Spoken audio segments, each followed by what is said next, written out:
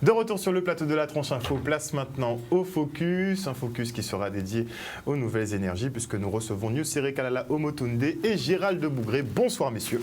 Bonsoir. Bonsoir Harold, bonsoir la Guadeloupe. On a commencé donc une série d'émissions autour d'un projet qui vous tient à cœur, autour de la géothermie. Vous voyez dans ce projet des potentialités énormes de développement pour la Guadeloupe. Et effectivement, on a décidé un peu dans le Focus de creuser avec vous pour voir si c'est possible, si c'est faisable. Et on va mener un petit débat ce soir. Et je voulais aussi ce soir une petite mise à jour sur l'activité à la centrale, puisqu'apparemment, ils ont arrêté les turbines. Ils ont suspendu.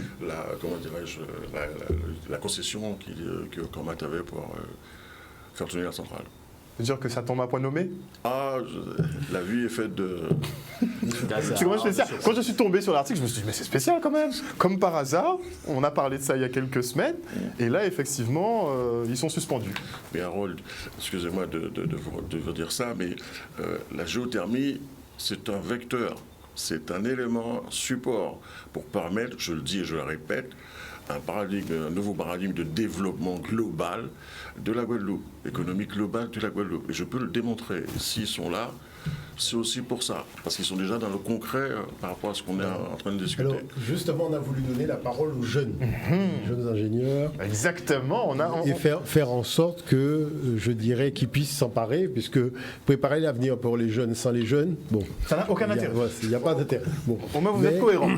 Totalement. Vous êtes cohérent dans le projet. Il s'agit de pérenniser, je dirais, une réflexion au niveau de tout ce qui concerne en fait la projection économique de la Guadeloupe dans le futur, mais il y a aussi des filières de compétences, donc pas directement liées toujours à la géothermie et l'hydrogène, mais aussi il y a des filières annexes. Et puis il y a toutes les relations avec la Caraïbe aussi, et tout le potentiel que ça représente dans la redistribution et la revente des mégawatts produits. Donc c'est pour ça que, je dirais, on ne peut pas concevoir l'avenir sans avoir ceux qui sont directement concernés, et plus tôt ils s'emparent des dossiers, mieux c'est. Voilà. Et donc nous avons également sur le plateau ce soir donc, la nouvelle intelligence guadeloupéenne finalement. Ah oui, donc Ezili, vraiment. Et nous avons donc Mayembe sur le plateau. Bonsoir Mayembe. Bonsoir à tous, bonsoir Harold. Donc Mayembe qui est un peu spécialisé dans le développement stratégique des sociétés. Tu travailles aussi donc avec le professeur Omotunde à l'Institut Anivar. C'est ça, donc c'est une agence de marketing, de conseil, de communication. Et en gros, on permet aux personnes de passer de point 0 au point 1 de l'activité. Et bien sûr, s'ils peuvent aller au point 10, 20, 30, il n'y a pas de souci. Voilà. On a un de nos habitués de Canal, il est là tous les mardis avec nous, Daryl Pézeron de l'association Wibash. Bonsoir Daryl. Bonsoir Harold, bonsoir la Guadeloupe. La géothermie, ça t'intéresse? Déjà, avant de parler de géothermie, l'association Wibash avait toujours pour but premier, c'était de promouvoir la technologie, le numérique sur le territoire, parce que, comme vous le savez tous, on a un retard sur le domaine, et notre rôle, c'était de... Voilà, là où on peut améliorer les choses, on y va, et on montre que la jeunesse sait faire justement des choses. Et c'est ici, en rencontrant Gérard et M. Omotunde, qu'en soi, si on peut apporter notre pierre à l'édifice, on y va sans hésiter. Et ça nous permet d'apprendre, de gagner en expérience et de participer au développement du territoire.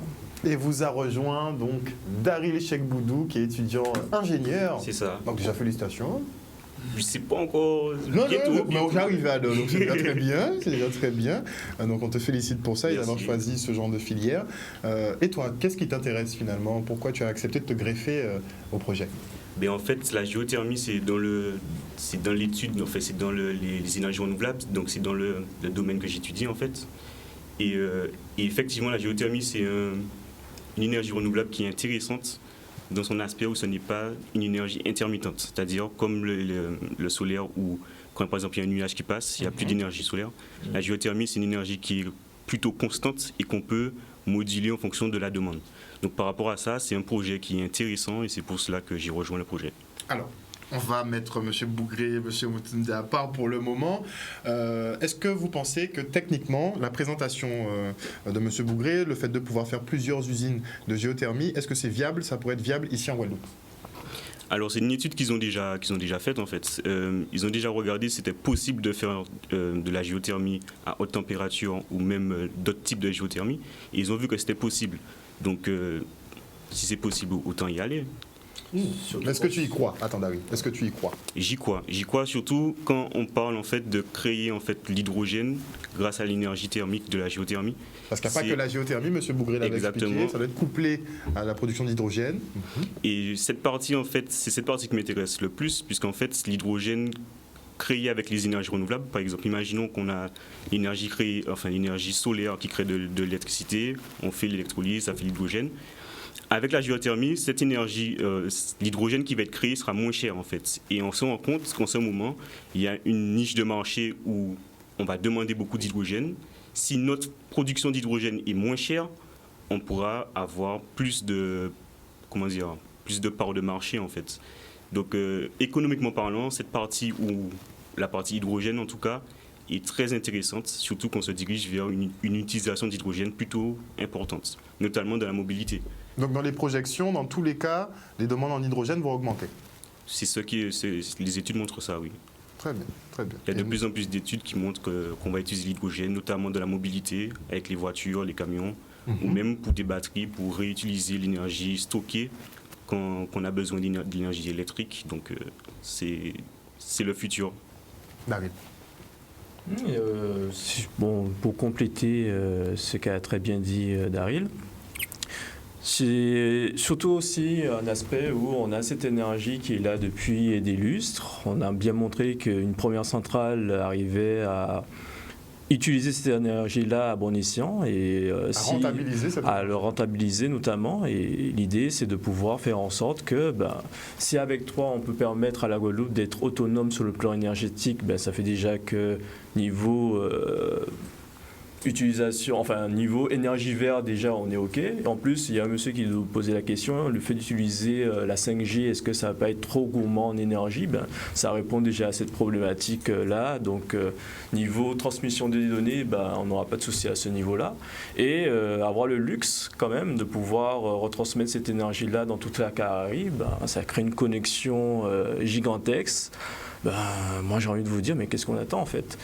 Et c'est pour ça que, pour mon côté, j'aspire à ce que tous les étudiants de la faculté qui seraient intéressés de près ou de loin dans le projet puissent découvrir, voir leurs touches qu'ils pourraient apporter et prendre de l'expérience vis-à-vis de ça. Et s'il y avait un peu plus de projets qui rentraient dans ce sens, c'est-à-dire permettre à la jeunesse d'y mettre au moins leur empreinte, je pense qu'on aurait eu beaucoup plus de personnes qui seraient intéressées, soit pour continuer leurs études ou alors justement rester sur le territoire pour participer à son développement. Mais il faut susciter l'engouement. Oui, il faut susciter l'engouement et c'est tout l'intérêt d'avoir des mentors en fait. C'est un peu le principe où le mentor est là pour montrer de son expérience ce qui est possible de faire dans son milieu et de faire en sorte que son disciple, à travers l'expérience qu'il va recevoir, qu'il puisse voler par la suite de ses propres ailes et contribuer au développement du territoire. Donc j'espère qu'on va rentrer dans ce sens-là dans les années à venir. Et M. Bougré, M. Omutunde, en tout cas, à mon sens, ont bien lancé la manivelle. Donc, voilà. Donc tu es convaincu? Je suis convaincu et j'ai hâte de voir comment l'aventure va se dérouler tout le long. Mayembe, ta vision? Je suis convaincu aussi, mais je dirais aussi qu'il faut qu'on soit réaliste, dans le sens où c'est vrai que beaucoup de personnes, ne serait-ce que par notre contact avec Anija, ma société et d'autres personnes dans mon quotidien, beaucoup de personnes me demandent est-ce que ça va parce que la dernière fois et autres, moi je dis qu'à chaque fois que quelqu'un avait un grand projet, il y avait toujours des personnes qui le traitaient de fou. C'est-à-dire, je prends l'exemple de la Tour Eiffel, que tout le monde aime aujourd'hui aller voir et prendre en photo. Lorsque Gustave Eiffel a dit qu'il allait écrire la Tour Eiffel, tout le monde l'a regardé en lui disant, mais jamais de la vie. C'est-à-dire que c'est ça, en fait. Donc, il faut aussi que si on a ce côté, je ne dirais pas patriotique, mais si on a ce côté logique avec soi-même, qu'on veut faire les choses avancer ici, et qu'on veut avoir justement cette possibilité de montrer au monde, au reste de la Caraïbe que nous comptons, que nous sommes présents, mais c'est à travers des projets comme ça justement qu'on doit le faire. Et bien évidemment, le projet de la géothermie, c'est pas uniquement de la géothermie. Les jeunes sont ici, j'ai une société de conseil, de marketing et de consulting, je suis là. Donc, c'est-à-dire que c'est vraiment un panel qui est ouvert. Si je prends l'exemple de ce que Wibash fait, quelqu'un qui crée une crypto-monnaie, la crypto-monnaie, mais pour le coder, pour avoir justement toute l'énergie qu'il faut pour la mettre en place, place, ça rentre en compte. Et puis, une île qui devient aussi autonome d'un point de vue énergétique, c'est aussi une autonomie, c'est la première autonomie aujourd'hui. Donc pour moi, c'est une évidence. Et encore une fois, est-ce qu'on le fait aujourd'hui pour nous? Est-ce qu'on le fait aujourd'hui pour les générations futures? Est-ce qu'on décide de construire quelque chose, de construire véritablement un avenir pour nos enfants? Parce que nous sommes jeunes aujourd'hui, mais je pense que ce projet dans 20 ans, 30 ans, 40 ans... C'est quand même un projet d'envergure, c'est un projet structurant, mais pour tout le territoire. C'est ça. Et on aura sûrement des cheveux blancs, mais on pourra remontrer ces vidéos disant qu'on y a cru, mais aujourd'hui nous y sommes. Donc il faut vraiment avoir cette vision en se disant qu'on fait à notre échelle, peu importe où on veut aller, où ce projet va nous amener, on n'a pas de boule de cristal, comme M. Gustave Eiffel, j'ai pris l'exemple de Gustave Eiffel que tout le monde connaît, on n'a pas de boule de cristal, mais on sait où on veut aller, et peut-être qu'on pourra construire l'une des plus grandes merveilles du monde. Tout simplement. Parce que M. Bougré est très global dans son projet. Vous nous l'avez présenté. C'était partir de la géothermie, passer par la création d'hydrogène, créer de multiples filières, mais aussi un de vos souhaits finalement, c'est d'éradiquer la pauvreté ici en Guadeloupe. Oui, pour moi, on ne peut pas développer une île, on ne peut pas développer un pays si on n'est pas capable de développer son PIB déjà à la base, pour moi c'est ça, et si on n'est pas capable de traiter à minima toutes les problématiques qui sont en lien avec la misère sociale. Et nous, dans la vision qui est la mienne, qui est celle de l'équipe, parce que je le répète encore une fois, c'est la crème des ingénieurs guadeloupéens qui m'ont aidé à avoir la vision globale, à la compléter et à faire en sorte qu'elle prenne le corps qu'elle prend aujourd'hui. Et la chance qu'on a aussi, c'est que l'ONU a fait le travail qui va bien pour pouvoir mettre en place des dispositifs financiers qui vont bien. Je le répète encore une fois, on n'attend pas après la France. Il y a des choses qui existent, qu'il faut juste avoir le courage d'y aller, de monter les dossiers qui vont bien. La conférence de Copenhague, la finance durable a été créée pour cela. On est capable donc d'aller faire cela. Et comme il y a, dans le cadre des dispositifs qui ont été mis en place pour booster les filières, notamment en énergie renouvelable, parce que la France, elle aussi, elle tient à réduire ses émissions de gaz à effet de serre par rapport aux accords de Paris et tout le reste, il faut quand même des finances. Et la chance qu'on a, donc, c'est que dans le cadre des modèles financiers, des business plans qui peuvent être positionnés, on a des retours sur investissement extrêmement conséquents. Donc je vais prendre encore un exemple concret, parce que pour les gens qui comprennent bien, la centrale de Rouillant, on la voit, elle est là, etc. Et surtout, depuis 2017, en moyenne, la société qui l'exploite réalise 7 millions d'euros de bénéfices nets en moyenne. On parle de bénéfices nets. De bénéfices nets, je ne parle pas de chiffre d'affaires. Donc imaginez le nombre d'oxygénateurs, de masques, de machins, de trucs qui auraient pu être créés à la vitesse supersonique sans avoir besoin d'aller crier à gauche, à droite, X, Y, Z. Donc c'est surtout l'utilisation de ces retours sur investissement qui sont conséquents, qu'on est capable d'avoir aussi, qu'on va nous permettre d'initialiser un certain nombre de projets.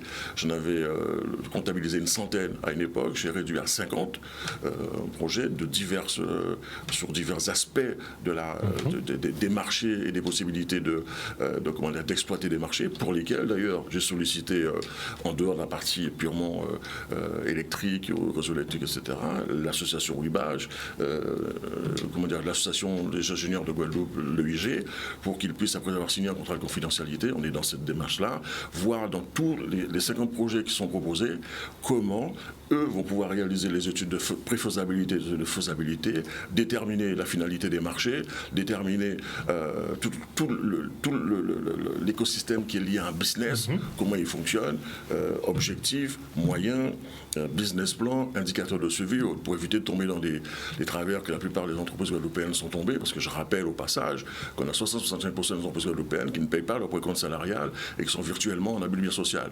Lorsque l'URSSAF va faire le travail qui va bien, j'aime autant vous dire que ça va se passer. C'est pour ça qu'on a beaucoup de moratoires souvent, parce que voilà, c'est eux qui, avec les éléments que on a prévu de leur donner, qui vont sélectionner les projets qui vont bien. Et alors le premier allant vers le numérique, qui va consister à mettre en place 3 data centers, dans le droit qui va bien, avec un certain nombre pour lequel c'est eux qui vont réaliser, j'aurais demandé de le faire, on est en train de discuter là-dessus, négocier là-dessus, les études de préfaisabilité, on a prévu 3 sites, un dans le nord pour éviter la concentration jarry à chaque fois, un dans le nord du côté d'Anse Bertrand, un au milieu du côté de Goyave sur le terrain de la famille Pradel, Régis et Alain Pradel, qui sont des amis depuis depuis longtemps, et dans le sud Basse-Terre.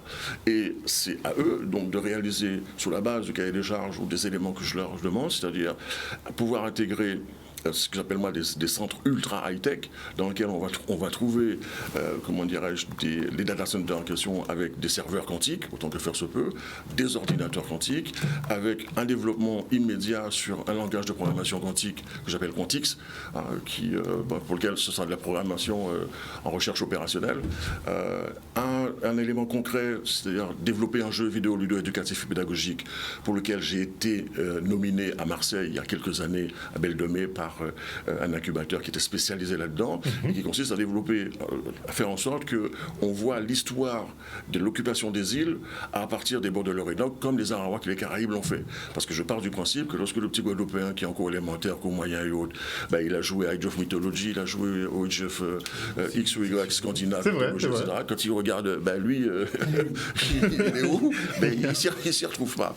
Et c'est les équipes, donc les ingénieurs de Guadeloupe, qui vont travailler là-dessus à partir des éléments que je vais donner, mais c'est eux qui vont réaliser les études de préfaisabilité, c'est eux qui vont réaliser les études de faisabilité, c'est eux qui vont déterminer les objectifs, faire les choix qui vont bien, et nous on va les aiguiller pour faire en sorte que, donc c'est un des premiers gros travaux, faire en sorte que, dans lequel on va intégrer aussi la cybersécurité. J'ai un de mes collaborateurs qui travaille avec moi depuis 30 ans, il s'appelle Marc Bellion de Glamis, il est confidentiel défense au niveau de l'État français depuis très longtemps, c'est un mathématicien, et il connaît très très bien toutes ces problématiques de cybersécurité, de cryptographie, et de crypto-monnaie.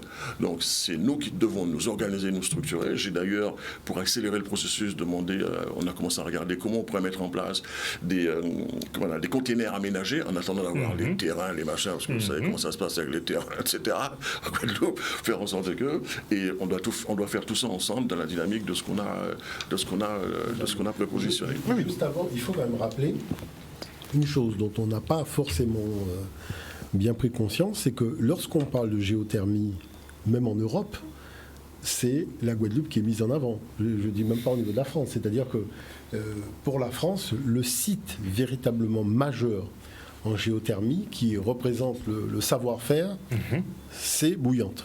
D'accord. Et ce qui veut dire que, naturellement, l'enjeu de la démarche, c'est de faire en sorte qu'une priorité soit donnée à notre territoire dans l'exploitation donc de la ressource, mais aussi dans l'utilisation des retombées économiques de la ressource. Et c'est là où on change de paradigme. Et ce qui est véritablement important, c'est être en mesure de prendre des décisions sans aller demander de l'argent à quelqu'un.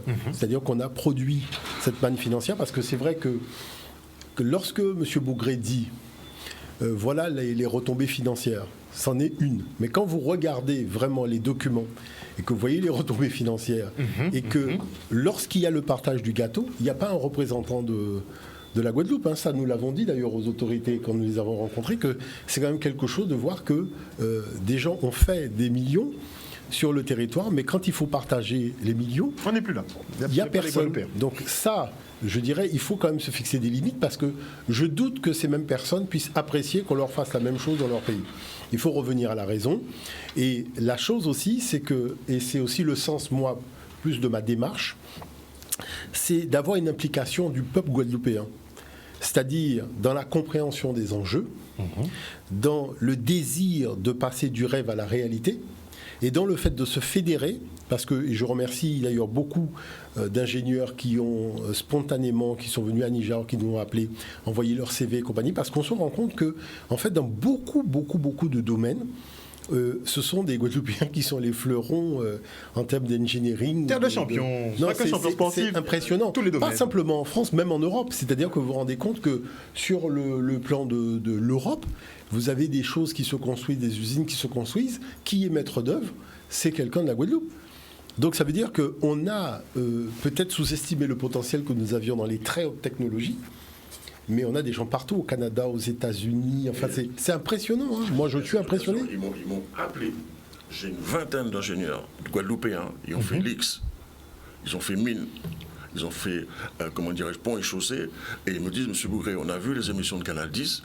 Dites-nous comment on peut contribuer, sur quelle base, dans quelles conditions. Il y a même des ingénieurs guadeloupéens, dont un, je ne pourrais pas citer son nom, mais par ailleurs, qui travaillent actuellement sur les turbines et les alternateurs qu'on a choisi de mettre en place. D'accord. Ils connaissent ça par cœur. D'accord. Donc il y a un engouement qui se crée. C'est-à-dire que même dans les technologies qu'on met dans les véhicules de demain, c'est des Guadeloupéens qui ont les brevets. C'est-à-dire qu'on a des choses vraiment, des boîtiers électroniques. On n'a pas conscience de ça, en fait. Non, c'est-à-dire que c'est une société chinoise, mais dont le propriétaire est guadeloupéen. C'est-à-dire que vous avez des sociétés en Chine dont les propriétaires sont guadeloupéens et qui ont breveté une technologie et qui fonctionnent avec, je dirais, tous les... D'accord. Toutes les marques automobiles, tous les avions, tous les... Aux quatre coins du monde. Non, c'est-à-dire que les compétences, quelque part, ce projet nous a permis de voir le niveau de compétences techniques que nous avions en réalité au niveau de la Guadeloupe. C'est-à-dire que de la construction de l'usine, mise en place des composants, même pour les data centers, ils sont déjà là. Mais c'est impressionnant. C'est-à-dire qu'ils sont déjà là. Et tout le monde est prêt à donner un coup de main de manière à faire en sorte qu'on puisse faire ce basculement économique, parce que l'enjeu, comme on discutait dans la voiture avec Mayambé, c'est que les gens comprennent que nous ne sommes pas sur un caillou, nous sommes sur un diamant. C'est-à-dire que la Guadeloupe, c'est un diamant. Et quand on parle, même quand on regarde les rapports de l'étranger, c'est évident qu'ils voient bien le diamant que représente la Guadeloupe. Nous, on voit le pays comme un caillou. Ouais. Donc c'est pour ça qu'il y a un gros travail de changement des mentalités à faire pour que les gens puissent voir le potentiel financier véritablement que représente le pays. Compléter, parce que je n'ai pas souvent parlé de cela, mais il y a d'autres moyens de produire l'hydrogène dont les Guadeloupéens seraient les premiers. Je le redis encore une fois, du côté de Petit Canal, du côté de Lens-Maurice, il y a des études qui ont été faites par EDF pour avoir une station de transfert d'énergie par pompage. Vous prenez l'eau de mer, vous le mettez dans un bac de rétention, je simplifie, vous faites redescendre vers une turbine, vous produisez de l'électricité. Ça relève des énergies marines. La France a abandonné la filière plus ou moins. Nous serions capables de le faire. L'étude a été faite, EDF me les a données. Okay. Ensuite, alors là je vais surprendre tout le monde, il y a un ingénieur guadeloupéen, bien longtemps avec tout le monde, qui a fait Centrale, qui avait lui déjà conçu une station de transfert d'énergie par pompage à la pointe de la Vigie. D'accord. Et je dis, les énergies marines sont des énergies aussi intéressantes à raccorder au réseau. EDF le sait, parce que c'est constant, c'est fiable et autres. On aurait la possibilité à finaliser avec les études de faisabilité, bien évidemment. Sur le Sud-Basse-Terre, ça a été certifié par Alexandre Favier. Je l'ai dit qu'il y a un potentiel énorme dans la géothermie Totalpi, mais que dans le Nord, compte tenu des falaises qu'on a du côté d'Anse-Bertrand, de ce qu'on a du côté d'Anse-Bertrand, on pourrait mettre en place des stations de transfert d'énergie par pompage. El Hierro, une île du côté de Madère ou sur les Açores, je ne sais plus, fonctionne à 100% d'énergie renouvelable avec une STEP. On avait prévu en 2007 de commencer à mettre un pilote à la Désirade avec René Noël, avec nos experts. C'est resté... On ne sait trop pour qui, pour expliquer. Et on prévoit de remettre en place ce projet-là. Et donc, grosso modo, la Guadeloupe pourrait attendre, reste à, encore une fois, finaliser un certain nombre de choses dans une faisabilité, on pourrait produire aussi de l'hydrogène à partir des énergies marines. Ce qui ne se fait nulle part aujourd'hui dans le monde. Avec une STEP, je dis bien avec une STEP. La géothermie, entre autres, c'est fait avec l'Islande, donc on va être parmi les seconds par ailleurs. Mais ça existe, les études sont faites, et il y a un ingénieur guadeloupéen qui est prêt à me donner l'étude qu'il avait faite pour la pointe de la Vigie. On a déjà pointe de la Vigie et Petit Canal. Ça existe, c'est pas... voilà. Et donc on est dans la continuité de ce que d'autres avaient déjà prévu. Le tout, c'est qu'il faut une volonté d'accompagnement politique. On ne demande pas d'argent. J'ai toujours dit. Juste un accompagnement politique. Un accompagnement parce qu'il y a des structures qui sont là pour ça.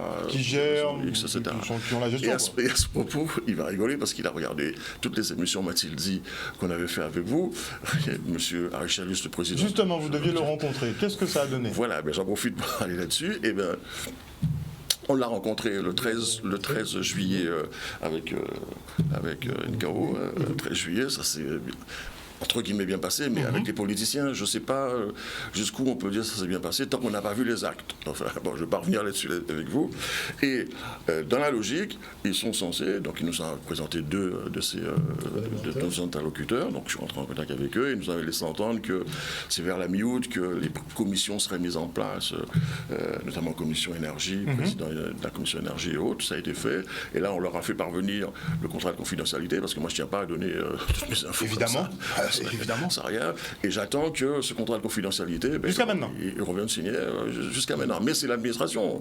Faut faire On va dire que c'est la lenteur administrative, ça Ensuite, prend un peu de temps. et simultanément à cela, j'ai demandé à une participation au salon de l'hydrogène vert, pour lequel, comment ça s'appelle, Mayembe. Aïcha est en train de travailler pour la conception de ce qui va être sur le stand. Ok. Et imaginez que moi je suis déjà en rapport avec le gouvernement allemand, déjà en rapport avec le gouvernement chinois, pas chinois, japonais, parce que les Allemands et les Japonais ont dit à la France et ont dit dans le monde qu'ils n'achèteront jamais de l'hydrogène provenant de l'électricité faite par le nucléaire. Ça n'a aucun Ok. ça n'a pas d'intérêt.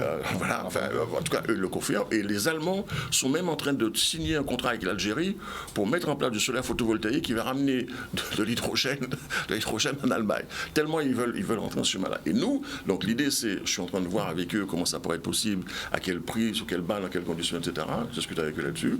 C'est de voir dans quelle mesure notre hydrogène, qui est 100% vert, quasiment, enfin décarboné, parce que tout le monde cherche d'une part un hydrogène pas cher, mais décarboné. C'est un peu le but à atteindre, en fait. Le but de l'opération. Et nous sommes donc dans cette dynamique-là. Et là, donc, M. Chalus, président, donc, a donné son accord pour dire que ce soit 10 pour 20 ou 30, enfin autant que je me rappelle, ou 50 millions, dès lors que les projets sont fiables et tiennent la route, il n'y a pas de raison pour que la région n'avance pas. Et en complément, on a intégré aussi, ça c'est une dimension hyper importante, c'est qu'il y a des ingénieurs financiers guadeloupéens. Écoutez bien ce que je veux dire. Des ingénieurs financiers qui ont travaillé en Afrique, qui travaillent à Londres, qui travaillent sur toutes les places financières mondiales.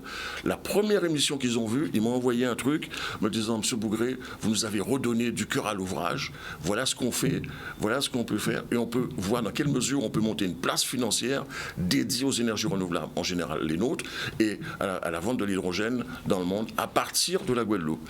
Et actuellement, on est en train de voir comment, c'est du concret, on monte un fonds d'investissement qui était déjà prévu dans mes plans, un fonds d'investissement qui s'appelle Sokachi Partners. C'est ce que tout le monde attend, savoir où est-ce qu'on balance, voilà. l'argent, en fait. Et il y a plein d'investisseurs dans le monde entier avec lesquels ils sont en contact, qui sont déjà intéressés, dont des Suisses, dont les Émirats Arabes Unis, dont ici, etc. Et on prévoit de monter un fonds d'investissement qui serait doté de 100 millions d'euros par ailleurs, qui permettrait d'une part de lancer les forages d'exploration et tout le reste, comme c'est prévu sur la pointe de la Lézarde par ailleurs, et qui serait aussi à même de financer tous les études de faisabilité, préfaisabilité, les amorçages et autres des projets, les 50 projets dont je vais parler, pour lesquels nos ingénieurs vont pouvoir faire les choses. Alors, On se quitte. Très rapidement. Il faut qu'on marque la pub, on est déjà en retard. C'est-à-dire qu'on parle en fait d'écologie, le véhicule électrique, mais l'électricité est produite avec le fuel. Oui, c'était pas logique. Il y a quelque chose qui n'est pas logique. Donc c'est pour ça qu'à tous les niveaux, nous sommes hyper bien placés sur le terrain mondial pour faire valoir nos atouts. Dans tous les cas. On se quitte pour une petite page de publicité et on revient avec nos invités en plateau. De retour sur le plateau du Focus, nous parlons toujours de géothermie et d'hydrogène, deux énergies qui pourront servir grandement à l'archipel guadeloupéen en termes de développement, mais à tous les niveaux. On est en train de creuser ce dossier-là depuis plusieurs semaines maintenant. On espère que vous suivez en tout cas. Et Monsieur Bougré, avant de revenir sur les data centers, justement, puisque ce sera votre première mission, mais bon, on ne sait pas ce que c'est un data center, donc il faudra peut-être nous expliquer. On va revenir sur l'eau, Monsieur Bougré. Vous aviez un petit mot à nous passer sur l'eau. Oui. Alors, problème de l'eau, je ne parle pas de la technique, mais de la manière que les choses, la tournure que ça a pris, on sait ce que ça génère comme problème. Coupure sur coupure. Voilà. Et paraît-il, ils vont créer une structure pour gérer l'eau. SMO. Une SMO. La première question que j'avais posée, c'était de dire, pendant qu'on monte cette structure, parce que pour moi, on monte une structure à partir du moment où on a une idée, une prestation à vendre, un matériel ou quelque chose à proposer de concret. Et la société ne se crée que pour pouvoir mettre en place tout un certain nombre de dispositifs permettant de faire en sorte que l'entreprise est connue de l'État et puis fait fonctionne. J'avais demandé est-ce qu'on ne pourrait pas objectiver les raisons pour lesquelles certaines collectivités n'ont pas payé, certains particuliers n'ont pas payé, et ainsi de suite. Au moins pour savoir si c'était pour des raisons politiques ou si parce que les personnes ne pouvaient pas payer concrètement. Au moins le savoir. Première de choses. Je ne sais pas si ça a été fait, je ne sais pas jusqu'à quel point, etc. Il y a beaucoup d'opacité sur ce dossier-là, donc c'est compliqué. Ensuite, troisièmement, je ne sais pas comment on fait pour transférer les dettes d'une structure sur une autre. Peut-être que ça a été fait, tant mieux ça. Par contre, là, donc, ces réponses-là sont toujours en suspens, en tout cas, vu de mon côté. Dernièrement, j'ai vu que la structure est montée. Je n'ai vu personne demander, peut-être que ça a été fait, et puis je ne suis pas au courant, mais où est le business plan de cette structure? Parce que vous ne montez pas une entreprise comme ça, même si c'est une entreprise publique. Il faut qu'il y ait des objectifs précis, clairs, nets, surtout avec une antériorité par ailleurs, expliquer pourquoi on aura plus de chances d'y arriver par ce biais-là que d'autres, et m'expliquer qu'est-ce qui va faire que les problèmes qui ont plombé la première ne vont pas se puisqu'on répéter. n'a pas objectivé et on n'a pas tiré des conclusions, à moi ce que je ne sais pas, est-ce que ça va pas se reproduire de la même manière? Donc, business plan, bilan prévisionnel. Il faut aussi des indicateurs de suivi. Parce que vous ne montez pas une boîte et puis vous laissez faire, puis 3 ans après, tiens, mais il y a déficit, mais il y a ce On problème. dit que même si c'est de l'argent public, techniquement, il faut... Surtout s'il y a de l'argent public. Surtout. C'est l'argent du contribuable. Il faut faire très attention avec l'argent public. Tu vois ce que je veux dire? Et je n'ai entendu, ça existe peut-être, je ne le sais pas, il faut que les Guadeloupéens demandent à ce qu'il y ait le business plan de cet SMO. Alors, même si c'est des trucs, des chiffres raccourcis pour que tout le monde comprenne, et que le Guadeloupéen, quitte à organiser, je sais pas moi, une enquête publique, un résultat public, un référendum, j'en sais rien, mais quelque chose qui a coûté bonbon, qui va coûter bonbon, parce que les dettes, les ont oubliées, hein, mais d'une manière ou d'une autre, à un moment ou à un autre, en public, ça revient sur le contribuable. La Guadeloupe est considérée comme le département, la région département, le plus pauvre de France. Quoi qu'on en dise, même s'il y a une catégorie de personnes qui s'en sortent très bien. Donc, moi je dis, j'en profite de cette antenne pour dire, c'était ces mots, où est le business plan de cette SMO, comment on va fabriquer les recettes, combien va être le prix du mètre cube, et pas au dernier moment, les gens vont s'apercevoir, tiens, mais... Sur la facture, La facture va augmenter et les impôts vont augmenter. Donc là, par exemple, et c'est un très bon exemple que vous prenez, puisqu'on a le maire du Gosier, donc les impôts ont dû augmenter drastiquement sur son territoire, et là, en fait, il met un peu la responsabilité sur la gabegie financière du SIAG. En fait. Donc, comme vous le dites, d'une façon ou d'une autre, c'est le contribuable en bout de chaîne qui va devoir payer les erreurs stratégiques. Et comme il n'en a pas, on ne peut pas tondre un œuf, hein, voilà.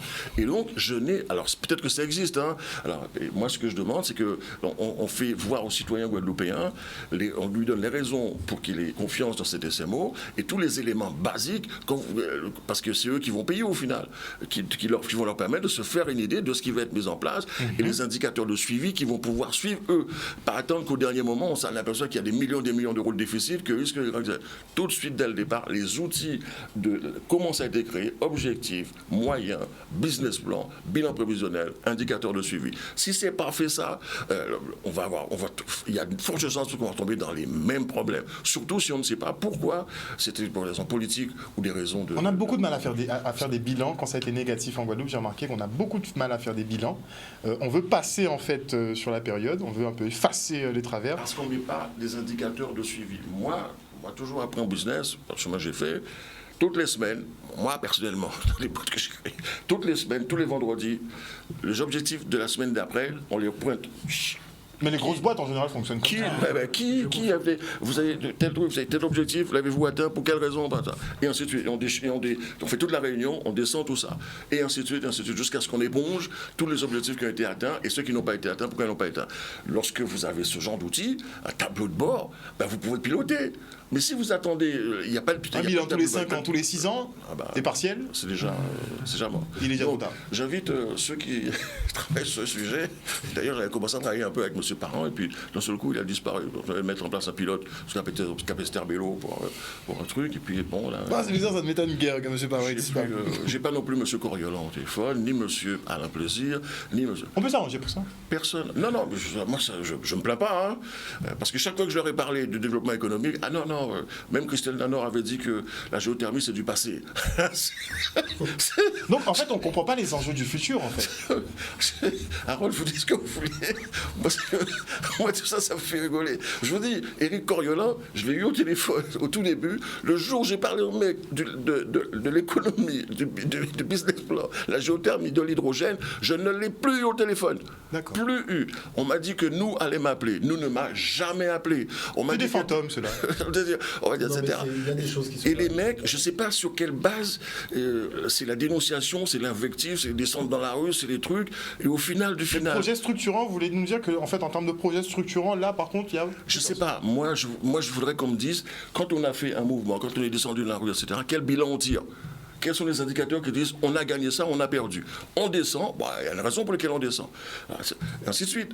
Et moi je vous dis, en tout cas, avant la campagne des régionales, tous ceux-là précis de m'appeler, je ne les.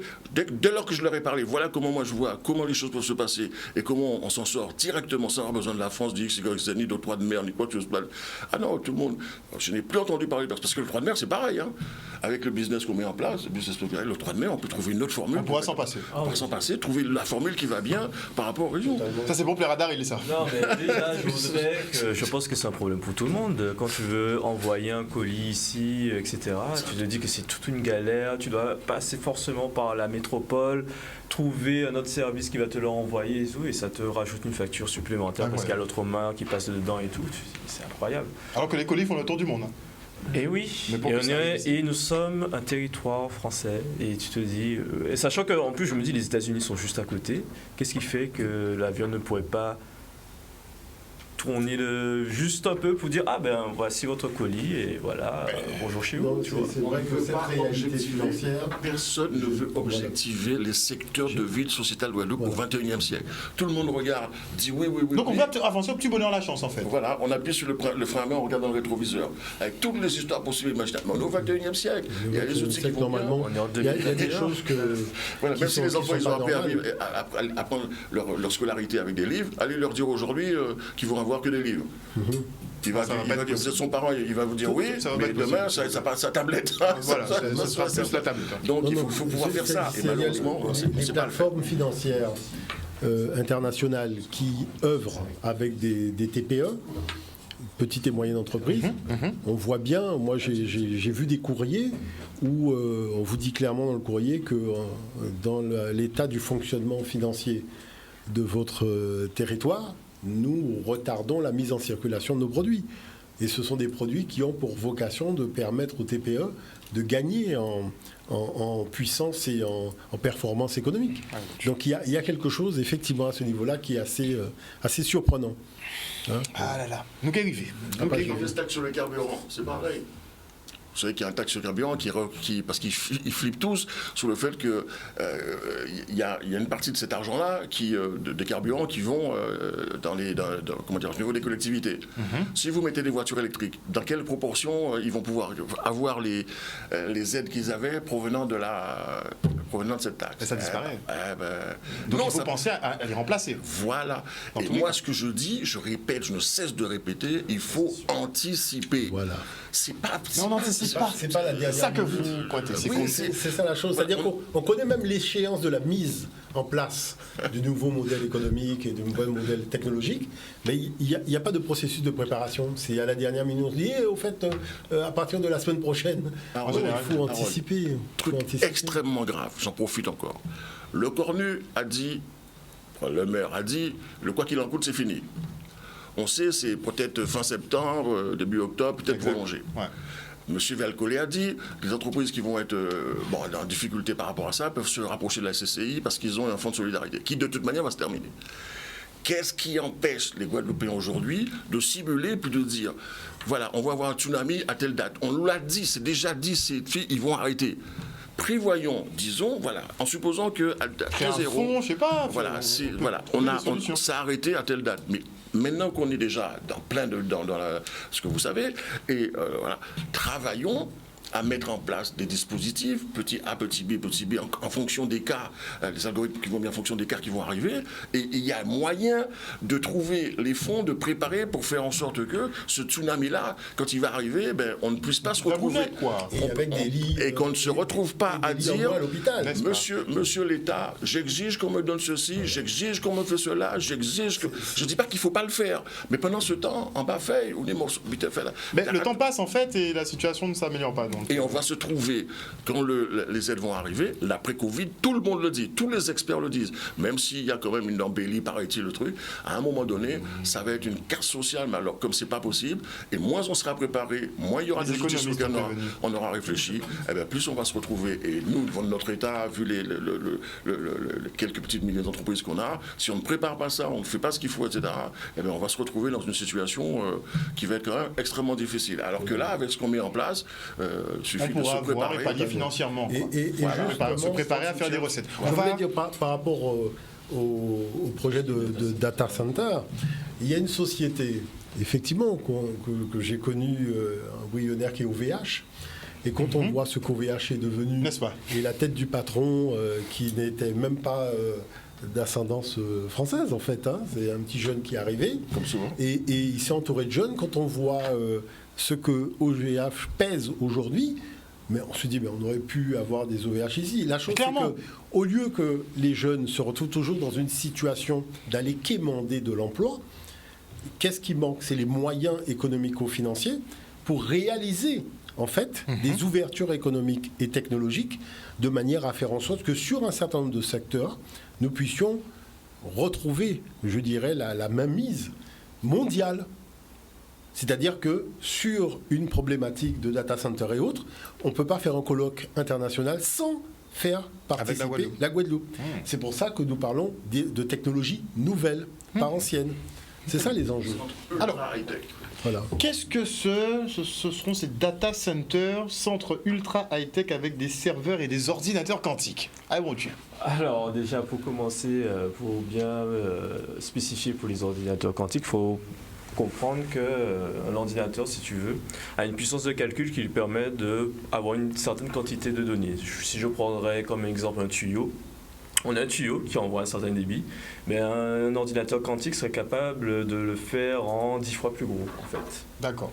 Et le seul souci de ces ordinateurs-là, c'est que leur puissance de calcul est telle que déjà la consommation est énorme, et il y a aussi un souci de sécurité qui fait que, vu qu'ils calculent de manière assez énorme, on pourrait facilement faire sauter la sécurité d'une banque ou les données, ou obtenir des données gouvernementales assez facilement, puisque ils pourraient facilement craquer un mot de passe qui pourrait prendre 700 ans à être trouvé par un ordinateur normal, mais il le ferait en même pas une journée en fait. Donc c'est pas des machines à mettre dans les mains des hackers, ça. Voilà. Donc ces idées d'ordinateurs quantiques, pour le moment, il n'y a que des grosses sociétés ou les grands gouvernements. J'imagine que ça a un coût. Chine. Oui, c'est un coût, bien sûr. Après, rien n'empêcherait qu'on puisse l'avoir. Non, mais combien ça coûte? Qu'on sache déjà. Nous, on va budgéter. Alors, je t'avoue que je n'ai pas fait encore le budget de ça, mais je pense. Il faut dimensionner et tout. Mais c'est dans quel ordre? En centaines de milliers? En millions? Ah, des millions. Ah, c'est en millions. Pour une machine? Oui, pour des millions, et sachant que ça consomme beaucoup d'énergie, et notamment, on imagine les data centers qui sont là pour tout ce qui est stockage de données. D'ailleurs, c'est là où il y a les sauvegardes de données. D'ailleurs, quand vous allez sur Internet, vous passez par un data center, etc. Et il faut bien comprendre que généralement, quand on met un serveur, surtout de grande envergure, il faut que ce soit au frais, dans un endroit climatisé et tout. Alors, ça consomme de l'énergie. Énormément d'énergie. Nous sommes un pays chaud. Donc, avoir quelque chose de constant comme la géothermie, ça permettrait justement de pallier à ça. Et voilà. Et j'allais même en venir, j'ai discuté avec MindB, c'était que je ne comprenais pas comment on est encore dans le stade où je prends les cas des bus, où ils fonctionnent toujours avec du carburant. Et qu'est-ce qui les empêcherait de basculer sur de l'hydrogène ou du gaz? Et en plus de ça, vu qu'on est orienté sur de la 5G et tout, permettre enfin à la population de savoir, je dois prendre mon bus, il est où?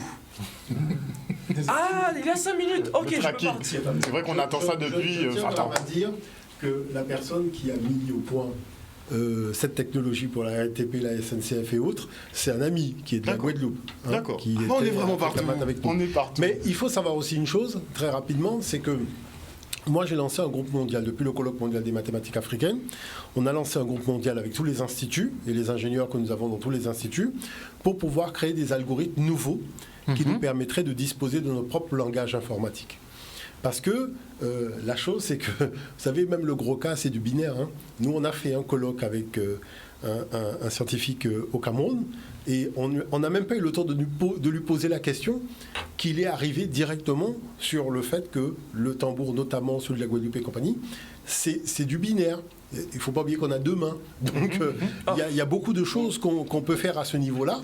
Et justement, il a commencé à rentrer dans le langage binaire et au niveau du tambour. Donc, qui fait qu'on a plusieurs pistes. Moi, j'ai remis vraiment beaucoup de documents et lancé la réflexion parce que c'est quand même intéressant de ne pas oublier que l'algorithme binaire qu'on a aujourd'hui vient des mathématiques africaines.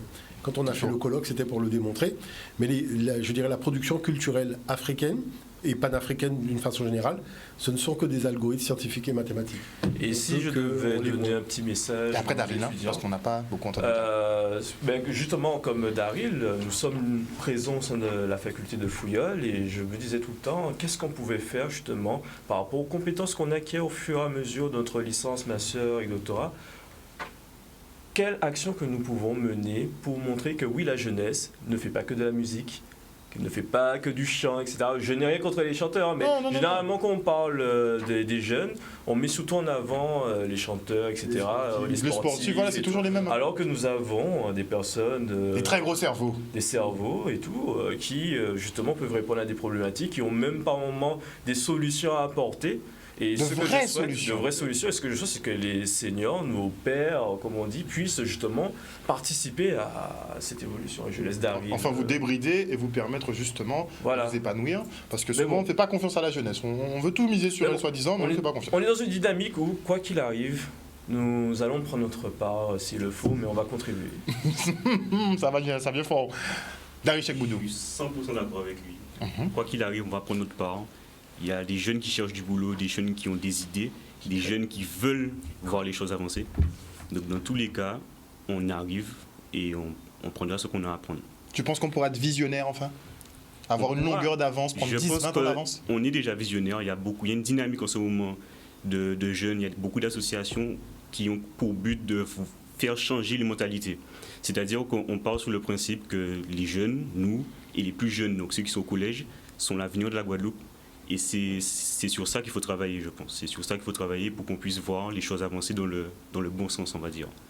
Et donc, je complète ça dans le sens où si on est bien présent à ce salon à l'hydrogène vert, on va annoncer le fait que, puisque tous les pays qui ont signé, les 195 pays qui ont signé les accords de Paris, ils sont tous dans la dynamique de réduction de gaz à effet de serre, de mise en place d'utilisation de tout ce qui est technico-financier à notre niveau, pour les programmes d'adaptation et d'atténuation au changement climatique. Ça, c'est une autre richesse qu'on dispose aussi.